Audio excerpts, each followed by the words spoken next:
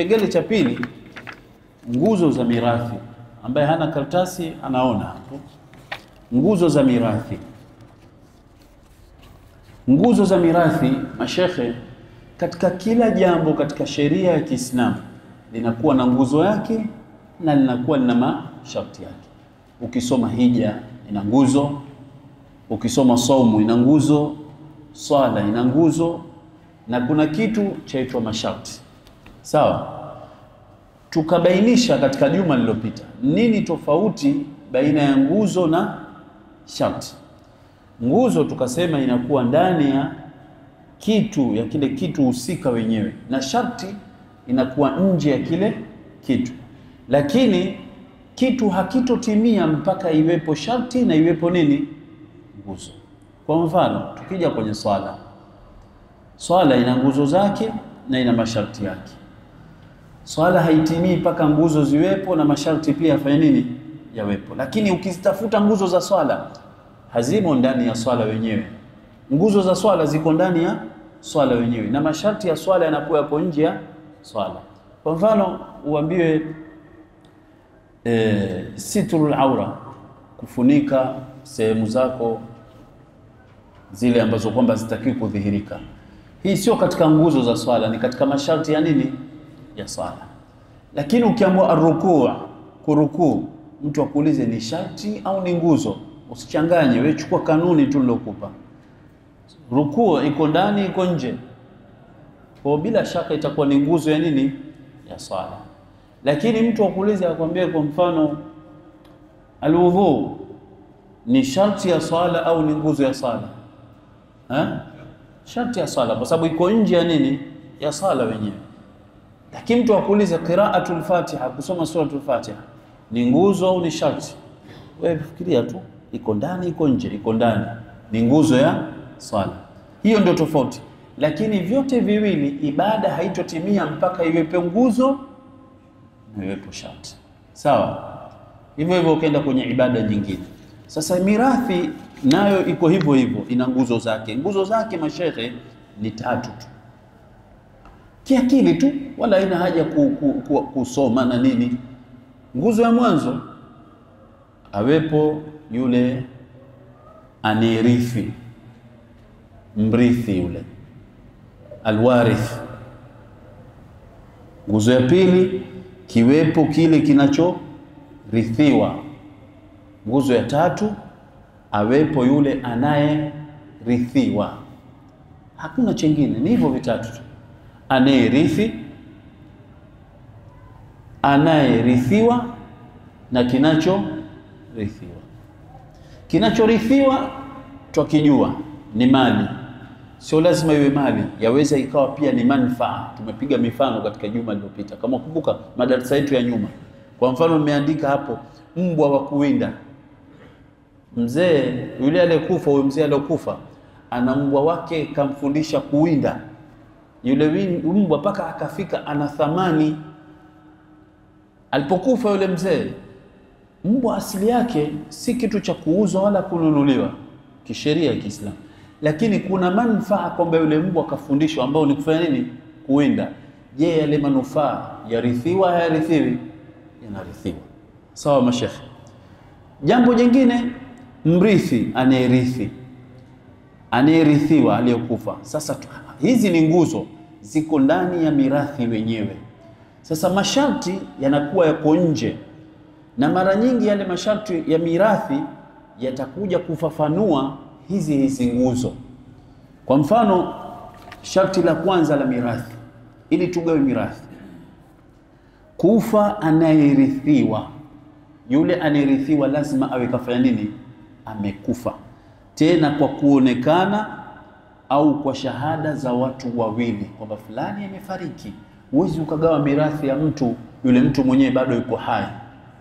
Lazima yule anayerithiwa awe kafanya nini? Amefariki. Na kufariki kwake kunaweza kukawa kihukumu au kihakika, kama mwakumbuka mambo. Kihakika ndo kama hivi, jamaa akapelekwa makaburini kazikwa, watu wote wameona. Kihukumu ni mtu aliyopotea au mtu aliangukiwa na jumba, maiti yake haikuonekana, inatolewa hukumu kwamba yule bwana amekufa. Kwa hiyo ikawa kumbe kufa kiuhakika au kihukumu, ile maiti iliyopotea baharini, unaweza ukasema kwamba yule mtu kafa kihakika, umeiona maiti yake, utaulizwa sasa amekufa, lakini kufa kwake yule ni kihukumu, kahukumiwa amekufa kwa sababu chombo kilichosafiri nacho kimezama na watu wote wamekufa, hata kama maiti yake hatujaiona. Kwa sharti la mwanzo lazima yule anayerithiwa afe. Sharti la pili, kuishi anayerithi hata kwa muda mchache. Mwenye kurithiwa huyu hapa kafariki, huyu mwenye kurithi atakiwa aishi hata kwa dakika moja, hata kwa sekunde moja. Nitawapeni mfano kwa tofauti ile, hata kwa dakika, hata madaktari wanaweza kuthibitisha. Imetokea baba mtu na mtoto wake wanavuka barabara, wote wakagongwa na gari po. Baada ya kugongwa na gari, yule baba, madaktari wakaenda pale pale wakampima, kafa. Mtoto hakufia pale barabarani, wakasema sasa madaktari, huyu bado mzima huyu, wakamwaisha hospitali, wakenda naye mpaka hospitali. Walipofika hospitali kule, akachukua muda kidogo ndio akafanya nini, akafariki. Sasa ikiwa yule baba mtu na huyu mtoto mtu, kwa kuwa huyu baba amekufa mwanzo, mtoto atamrithi. Umeona kimepatikana kipindi. Lakini ikitokea hatujui aliyekufa mwanzo katika wale wawili, wale wote hakuna kurithiana. Waliokufa kwenye gharqa, kuzama, au kwenye moto, hatujui aliyekufa mwanzo ni upi. Wale huyu hamrithi huyu wala huyu hamrithi huyu. Lakini katika ule mfano wa gari, aliyegongwa yule kagongwa mtoto na baba, mtoto akafariki pale pale, madaktari wamempima kisha kufa, lakini baba mtu bado ana uhai. Akachukuliwa hospitali, akapelekwa kule, akakaa siku moja au masaa mawili au dakika 10, na yeye baba mtu ndo akafa. Baba atamrithi nani? Mtoto wake. Tumeelewa na mashehe? Kwa la kwanza ni kufa anayerithiwa, na kuishi yule anayerithi hata kwa dakika chache baada ya kufa anayemrithi, kwaweza kukawa na huko kufa kwake kuishi kwa yule anayerithi. Tumesema kufa anayerithiwa kunaweza kufa kwake kukawa ni uhakika au kihukumu, si ndio?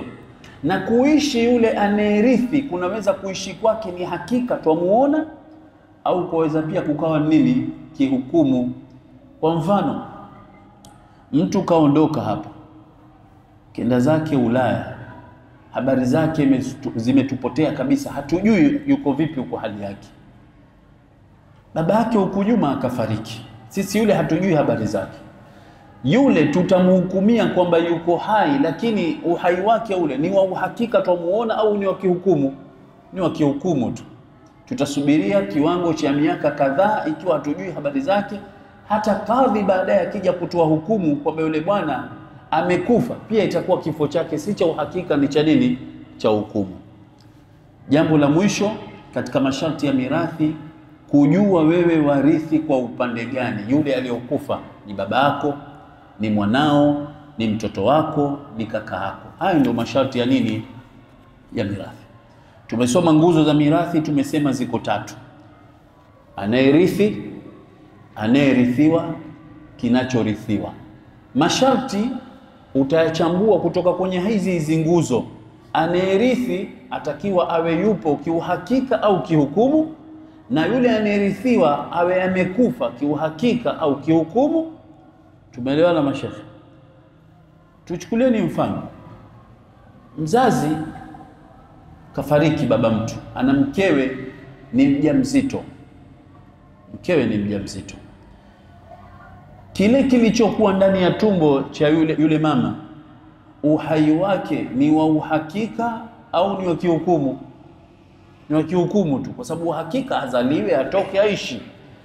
Kwa hiyo naye yule kuishi kwake kwa kuwa baba yake kafariki, atamrithi yule baba yake kwa sababu uhai wake ni wa kihukumu. Tumeelewana vizuri mashekhe?